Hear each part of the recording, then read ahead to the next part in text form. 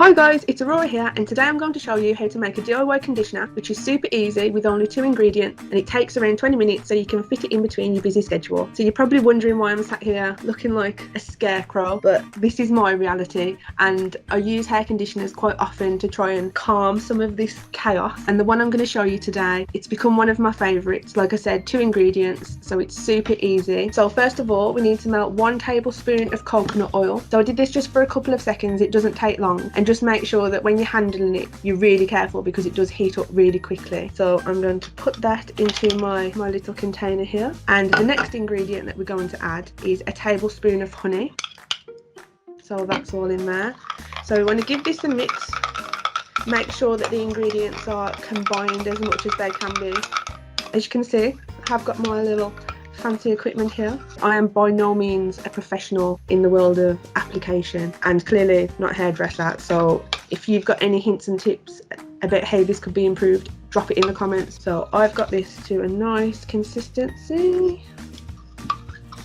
and what I'm going to do is start applying it to my hair. So my problem starts around here, so that's where I'm going to start, but you can also start around 2 inches from the root as well. So on me that would be the grey, but I generally tend to just bare hand start painting it in. Just painting it in. I find it quite therapeutic. It's like a giant wad of paint for grown-ups that I actually benefit from, because afterwards my hair's a bit smoother. So I would suggest for the first time using this that you use shampoo to wash it out, purely because the ingredients can differ depending on the length of your hair, the thickness of your hair. So if you find that it's a bit too much at this point, it may just be because I've guided you based on this. So the first time use shampoo just to wash it out, just to make sure that you haven't put too much in there. I tend to use this in between using shampoo, so a couple of days after it's been washed, I'll just put this on just as a conditioner and then just rinse it through with water.